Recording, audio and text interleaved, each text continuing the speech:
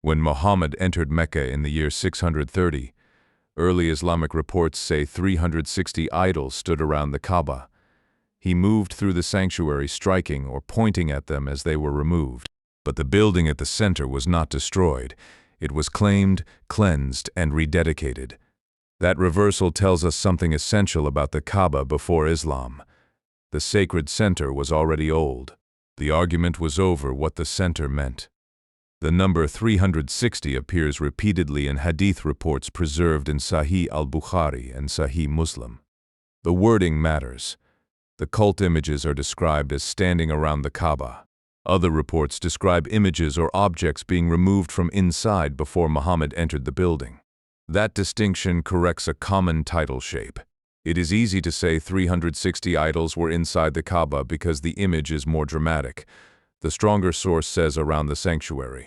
Hubal and other images are remembered in connection with the interior, but the total number should not be forced into a room the sources do not clearly put it in. These reports were written down generations after the conquest, drawing on transmitted memory. They are historical sources but not archaeological photographs. No excavation beneath the Kaaba gives us a catalog of the objects. The honest starting point is therefore precise. Early Islamic tradition remembers a sanctuary crowded with 360 cult images when Mecca was conquered. The number is not a modern anti-Islamic claim. It comes from within the Islamic historical tradition itself, where the removal of the images marks the restoration of the house to monotheistic worship. The Kaaba did not become sacred only after the rise of Islam. Islamic sources themselves remember it as an established sanctuary in pre-Islamic Mecca. People traveled there, they circled the house. The surrounding territory was treated as a protected zone where ordinary violence and hunting were restricted. Across ancient Arabia, sanctuaries could gather tribes that did not share one political authority. Sacred months and pilgrimage customs created temporary order. Markets, sacrifice, vows, poetry, arbitration, and trade could exist around the same protected center. That does not mean every modern detail of the Hajj can be projected backward unchanged. It means the site already organized movement and memory. The building stayed still while people, goods, stories, and rival tribal identities moved around it. This is one reason the Kaaba survived the religious transformation of Arabia. A sacred center is not only a set of stones, it is a direction, a calendar, a route, a protected space, and a habit repeated by generations. Islam did not erase the centrality of the Kaaba. It gave that centrality a new and exclusive theological meaning. Later Muslim authors remembered Hubal as a major cult image associated with the Kaaba and the Quraysh. The Book of Idols describes a human-shaped image and 7 divination arrows used for decisions about lineage, travel, marriage, and other questions. The details come from Islamic-era literary sources written after the world they describe.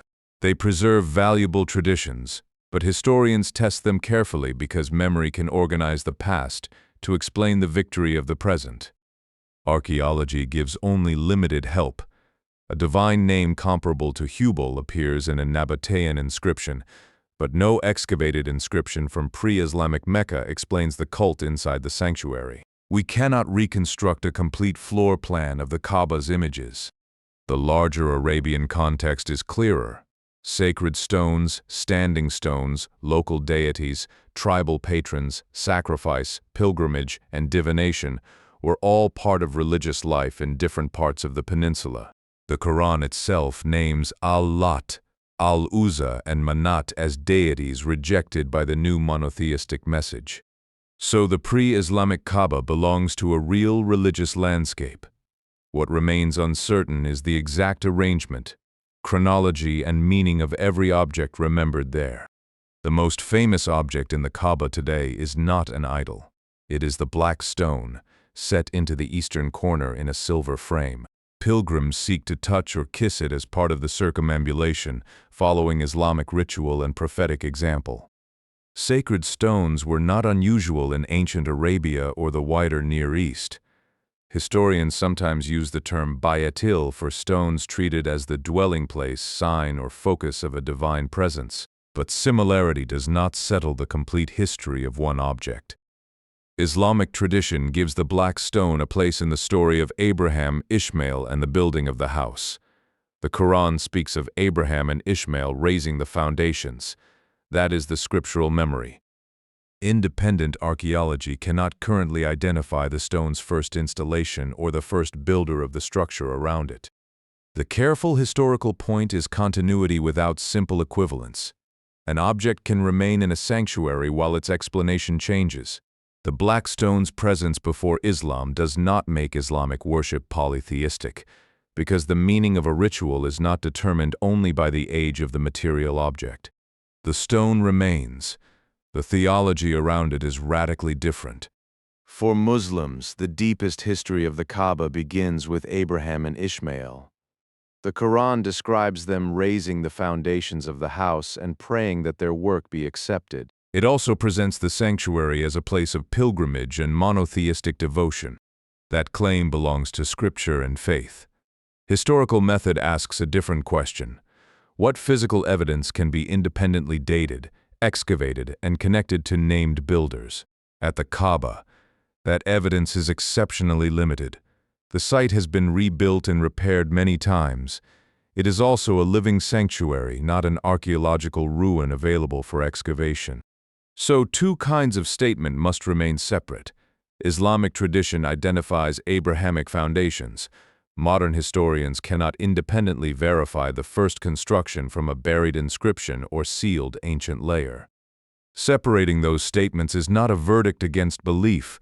It is simply the difference between what a religious text says and what archaeology can currently demonstrate. The mystery is therefore real but narrower than internet arguments often make it. We know the Kaaba was sacred before Islam. We know Islam reinterpreted it through Abraham. We do not possess a public archaeological chain that identifies the first hands that laid its earliest stones. Even within Islamic tradition, the Kaaba's stones were not imagined as physically untouched from the beginning of time. Flood, fire, structural damage, and rebuilding appear repeatedly in its history. One famous account places a rebuilding by the Quraysh before Muhammad's prophetic mission. When the time came to return the black stone to its corner, the clans disputed who would receive the honor. Muhammad, still a young man in the story, placed the stone on a cloth so representatives of the clans could lift it together before he set it into position. Whether every detail can be independently checked is less important here than what the tradition assumes. Sacred continuity did not require the same blocks to remain forever. The house could be rebuilt and still be the house. That helps explain the transformation in 630. The Kaaba's importance was not tied to preserving every pre-Islamic object around it. Its identity could survive material change because the center was maintained through ritual, memory, direction, and return. The building was ancient, but it was never static.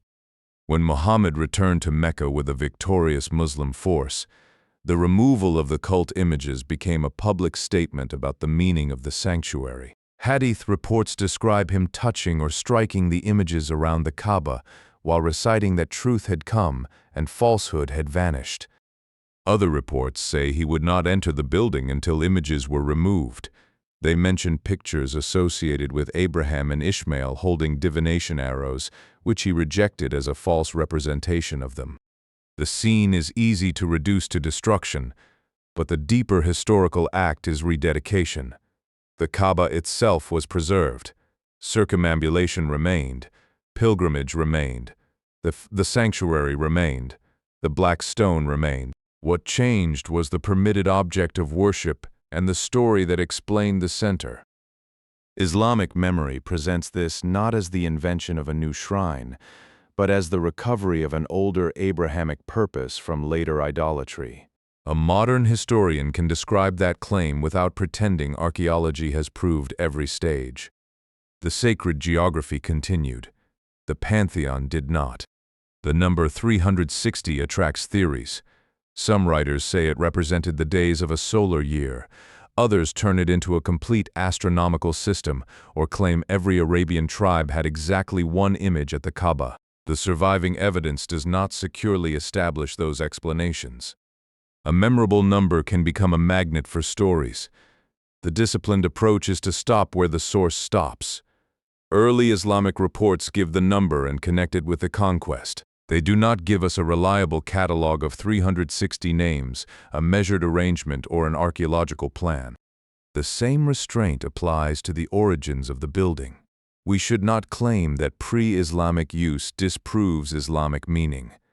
We should not claim that Scripture functions as a dated excavation report, and we should not treat later literary memory as worthless simply because it is later.